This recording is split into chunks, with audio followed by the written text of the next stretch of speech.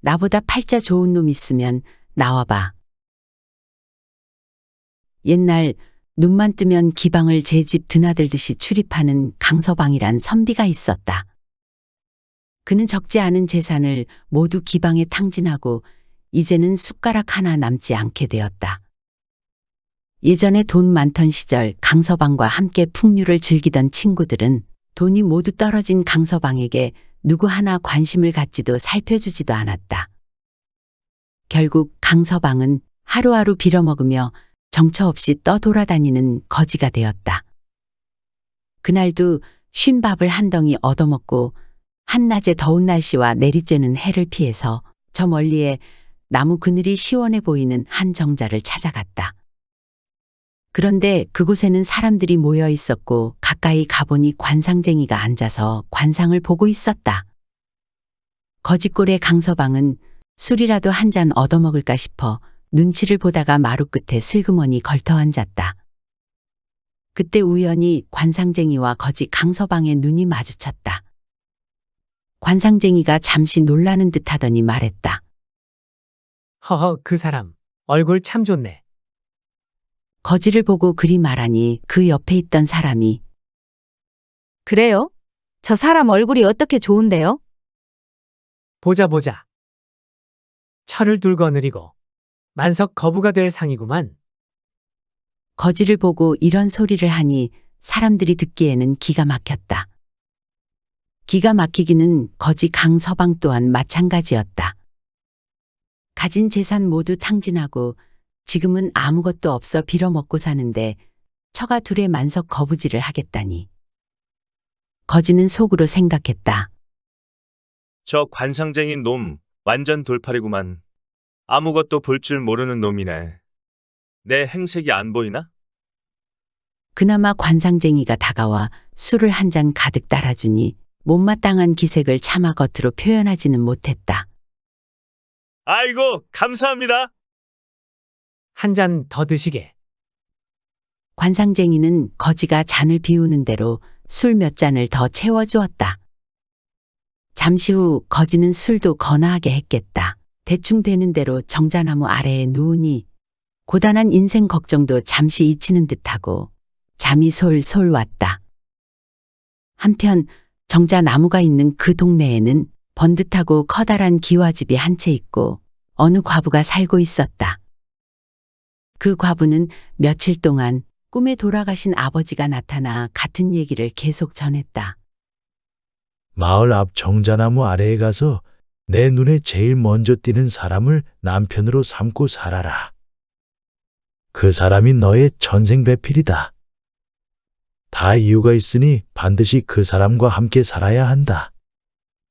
아비의 말을 반드시 새겨 들어라. 과부는 수절을 하고자 하였으나 며칠간 같은 꿈을 꾸니 가벼이 여길 수가 없었다. 속는 셈치고 정자나무에 한번 나가보기로 했다. 마침 정자나무 옆에는 빨래터가 있었다. 과부는 여종 향단이를 불렀다. 향단아, 너 오늘 빨래할 거 있지? 네, 아씨. 그럼 그 빨래 가지고 나오너라. 과부는 향단이가 빨래를 이고 나오자 함께 빨래터로 갔다.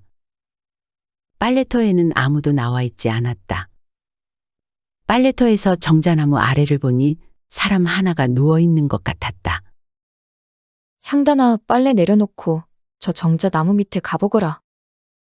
가서 누가 있는지 보고 오너라. 네, 아씨. 향단이가 다녀오더니 말했다. 가봤더니 어떤 더러운 거지 하나가 들어누워서 콜콜 자고 있던데요. 거지? 과부는 아무도 오지 않는데 괜한 짓을 했구나 싶은 생각을 하면서 그래? 그럼 빨래 도로 이고 집에 가자. 그러면서 과부는 잠시 정자 나무 쪽으로 지나가 보았다. 잠시 거지를 살펴보던 과부는 거지는 그냥 두고 향단이와 함께 집으로 돌아왔다. 정말 꿈속에서 만난 아버지 말대로 해야 하는 건지 설마 저 거지를 말한 건 아니겠지. 이런저런 생각을 했다. 한편 거지는 술이 얼마나 취했던지 한참을 자다가 다음날 새벽녘에 한기에 잠이 깨었다. 눈을 떠 주위를 둘러보니 동천에 해가 떠올라오고 있었다. 뱃속에도 거지가 든 것인지 거지는 눈을 뜨자마자 배가 고파왔다. 뭐라도 얻어먹을 것을 찾으러 동네 안으로 들어갔다. 그리고는 멀리서도 보이는 커다란 기와집으로 갔다. 과부가 사는 바로 그 기와집이었다. 대문 앞에서 거지가 큰 소리로 말했다. 계십니까? 배가 고픕니다요. 저 밥 좀 주시오. 밥 주시면 복 받으실 겁니다. 거지가 구걸하는 소리에 대문간이 시끄럽자 하인이 나가 거지와 실랑이를 했고 그 소리에 과부가 내다보게 되었다. 다름 아닌 어제 본 그 거지였다. 과부는 속으로 생각했다. 집으로 찾아오다니 정말 저 사람이 아버지가 말한 사람이었던 걸까? 잠시 생각한 끝에 과부는 하인에게 말했다. 저 손님을 사랑으로 모시거라. 잠시 뒤 하인에 의해 사랑으로 안내된 거지는 밥 한 상을 거하게 얻어먹었다. 그리고는 목간으로 안내되어 목욕을 하고 망건에 갓에 좋은 옷을 받아 갈아입었다. 거지는 어리둥절할 수밖에 없었으나 어차피 믿져야 본전이란 생각에 하자는 대로 따랐다.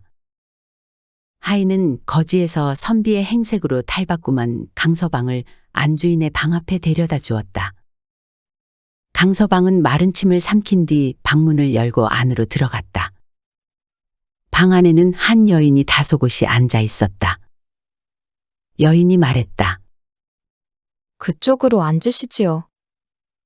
자리에 앉는 강서방을 여인이 빠르게 훑어보니 신수가 훤한 잘생긴 미남자였다.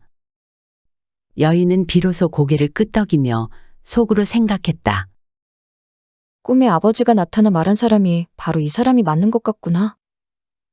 잠시 뒤 좋은 음식과 술이 한 상 잘 차려져 방 안으로 들어왔다. 여인은 곧 강서방을 불러들인 연유를 설명했다. 사실 저는 과부입니다. 그런데 며칠 동안 같은 꿈을 꾸었는데 돌아가신 아버지께서 선비님이 저희 천생배필이라 하셨습니다. 돈도 갈 곳도 함께 할 사람도 없어 막막했던 강서방은 여인의 이 말을 듣고 너무나 기쁠 수밖에 없었다. 꿈인가 생시인가 싶었지만 강서방은 여인의 뜻을 흔쾌히 허락했고 두 사람은 그날부터 화끈하게 바로 같이 살기로 했다. 술과 음식을 권커니 작거니 하며 분위기가 무르익고 두 남녀는 드디어 음양의 화합을 이루고자 하였다. 그러나 어찌된 연유인지 강서방의 몸이 준비가 되지 않는 것이었다. 그날 밤 과부가 가진 노력을 하였으나 강서방의 몸은 묵묵부답이었다. 다음 날부터 여인은 남자에게 좋다는 약은 죄다 구해 강서방에게 먹여봤지만 아무런 소용이 없었다. 수절을 하려 했으나 마음을 접고 서방을 들였건만 합궁이 이루어지질 않으니 참으로 답답할 노릇이었다. 참다 못한 여인은 어느 날 강서방을 앉혀놓고 말했다. 노자를 넉넉히 드릴 테니 유람이라도 하고 오세요. 마음이 좀 편해지면 몸도 따라 좋아질 수도 있습니다. 강서방은 면목이 없었다. 말이 좋아 유람 나가는 것이지 강서방의 입장에서는 몸이 말을 듣지 않아 쫓겨나는 것만 같았다. 그렇게 과부의 집을 떠난 지 며칠이 되었다. 강서방은 어느 날 저녁 외진 곳에 있는 한 주막에서 묵어가게 되었다. 방 안에서 쉬고 있으니 잠시 후 한 명의 선비가 들어왔다. 강서방은 강서방대로 언제쯤 몸이 정상으로 회복될까 하는 걱정에 빠져 선비를 본체 만체하고 있었고 그 선비는 선비대로 무슨 생각을 하는지 방에 들어와 아무 말도 하지 않고 있었다. 그런데 한 번씩 힐끔힐끔 강서방을 훔쳐보는 것도 같았다. 두 사람이 한 방에 있어도 인사도 없으니 그저 모르는 사람일 뿐이었다. 그런데 잠시 후 그 선비가 인사를 하고 말을 건넸다. 저 어디 가시는 길이십니까? 네, 그냥 잠시 유람 다니는 길입니다. 그렇다면 저와 함께 저희 집에 좀 가십시다. 저희 집에 가서 저랑 술 친구도 하면서 며칠 쉬다 가시지요. 갑자기 이건 무슨 소린가 싶어 어리둥절한 강서방은 선비를 쳐다보고만 있었다. 그러자 선비가 다시 아니, 그냥 솔직히 말씀드리겠습니다. 내 누이가 하나 있는데 청산과부가 되어 그 상심의 식음을 전폐하고 드러누워 있습니다. 사실은 내 간밤 꿈에 돌아가신 부친이 나타나 이 길로 나아가 제일 먼저 눈이 띄는 사람을 너의 매부로 삼으라 하고 말씀하셨습니다. 그게 당신입니다. 내 매부가 돼 주시면 안 되겠습니까? 이야기를 들은 강서방은 깜짝 놀랐다. 그렇지 않아도 음양의 화합을 이루지 못해 걱정하며 이리 돌아다니고 있었는데 매부가 되어 달라니 말이다. 아이고, 다른 청이라면 몰라도 그 청은 못 들어주겠습니다. 저한테 말 못할 사정이 있어서 그럽니다. 그 선비는 선비대로 간절하여 청을 들어달라 하고 강서방도 사정이 있어 청을 못 들어준다 하니 결론이 쉽게 나질 않았다. 그때 여종 하나가 갑자기 방문을 열고는 선비에게 말했다. 그 선비의 누이가 문을 잠그고 목을 매려고 하고 있다는 것이었다. 선비는 몸을 돌려 강서방에게 말했다. 큰일 났소. 나 좀 도와주시오. 혹시 모르니 일단 집으로 같이 좀 가주시오. 사람이 죽는다는데 강서방도 어쩔 수가 없었다. 방문이라도 뜯어내려면 한 사람의 힘이라도 더 필요할 것이라고 생각했다. 선비와 강서방은 서둘러 집으로 가 별당 문을 열고 안으로 들어갔다. 강서방은 어리둥절하고 있는데 그 순간 그 선비가 빠르게 움직여 별당 밖으로 도로나가 별당 문을 밖에서 걸어 잠갔다. 그리고는 문틈으로 강서방에게 말했다. 당신이 내 누이를 죽이든지 살리든지 하시오. 강서방은 기가 막혔다. 선비와 여종이 짜고 강서방을 속여 별당에 가둔 것이었다. 강서방은 한참을 마당에서 서 있었다. 그러다 밤이 깊어지니 밤 공기는 꽤 싸늘했다.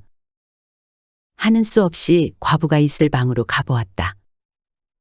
과부는 가벼운 옷차림으로 곤히 잠들어 있었는데 달빛에 비치는 뽀얀 젖가슴과 다리를 보니 그동안 묵묵부답이었던 강서방의 그쪽이 돌연 반응을 하는 것이었다.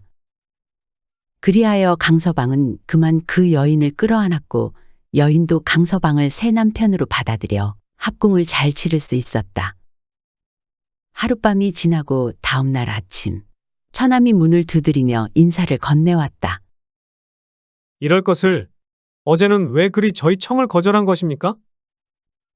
강서방은 기방을 출입하며 재산을 모두 탕진한 일부터 거지가 되었다가 한 과부를 만났고 그 과부와의 합궁이 실패하여 유람을 다니게 된 일까지 자초지종을 모두 설명했다. 그래서 어차피 또 다른 여인을 만나봤자 합궁이 안 될 것 같아 거절했던 것이네. 아, 그런 사정이 있었습니까?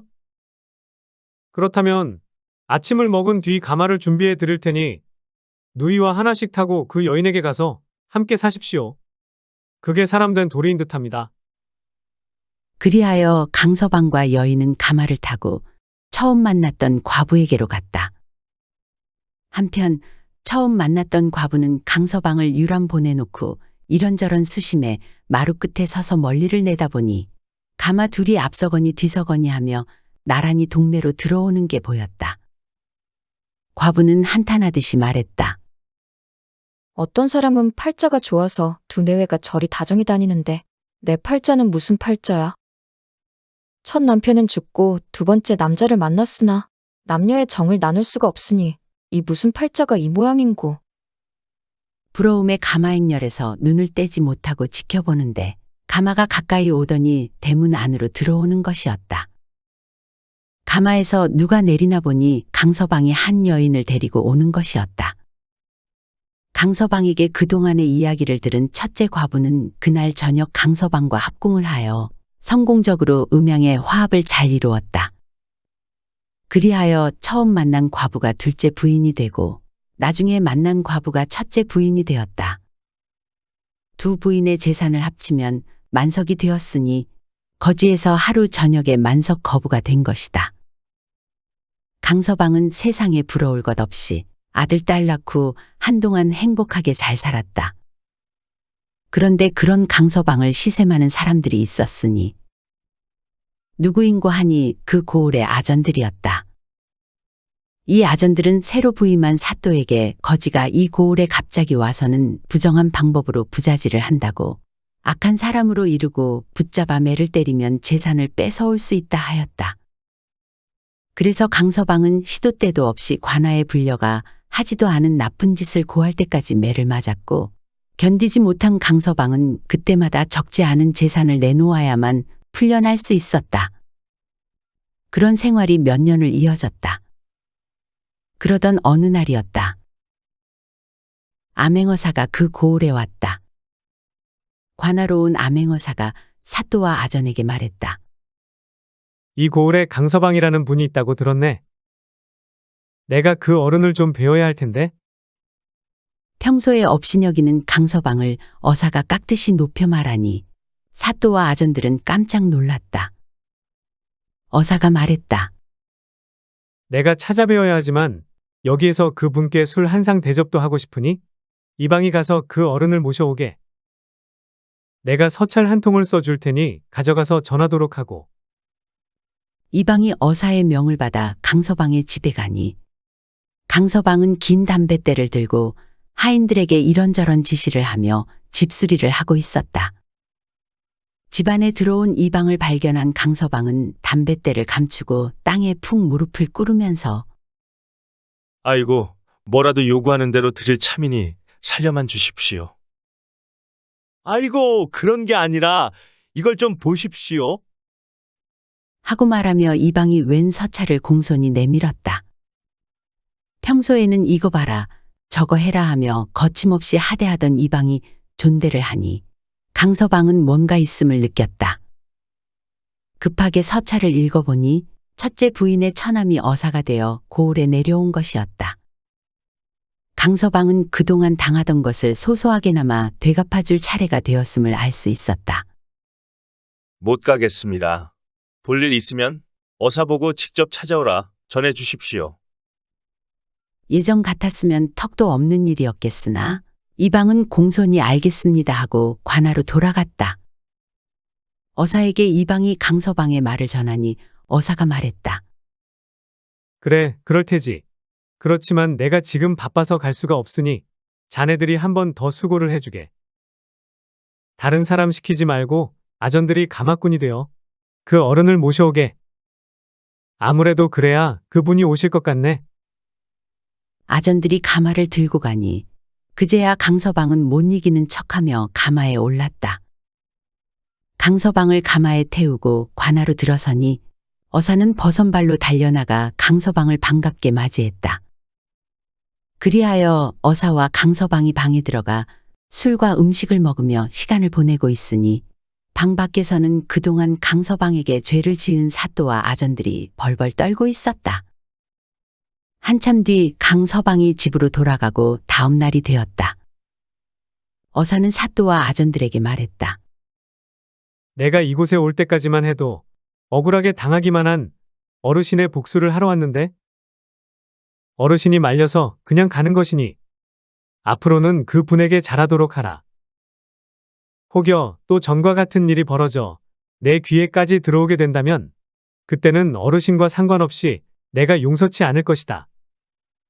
사또와 아전들은 어사의 말에 고개를 숙여 대답하였다. 예, 명심하겠습니다. 예, 명심하겠습니다. 그 이후로 더 이상 강서방을 시기하거나 괴롭히는 사람들은 나타나지 않았다. 하지만 강서방은 이런 생각이 들었다. 자신의 노력 없이 받은 이 복이 나만의 것이 아닐 수도 있다는 것을.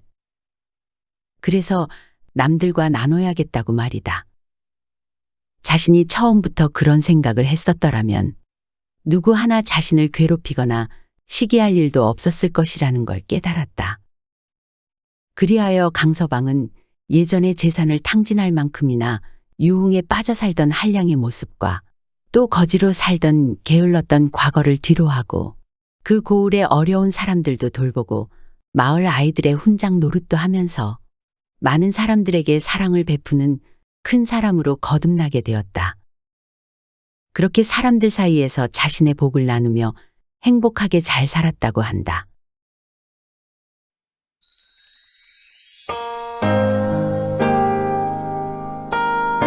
시청해주셔서 감사드립니다. 지금까지 사랑방 이야기였습니다. 항상 건강하시고 행복하시고 만사형통하시고 평안하시고 꽃길만 걸으시고 좋은 일들만 가득하시기 바랍니다. 마지막으로 구독, 좋아요도 눌러주세요. 더 재미있는 이야기로 찾아뵙겠습니다.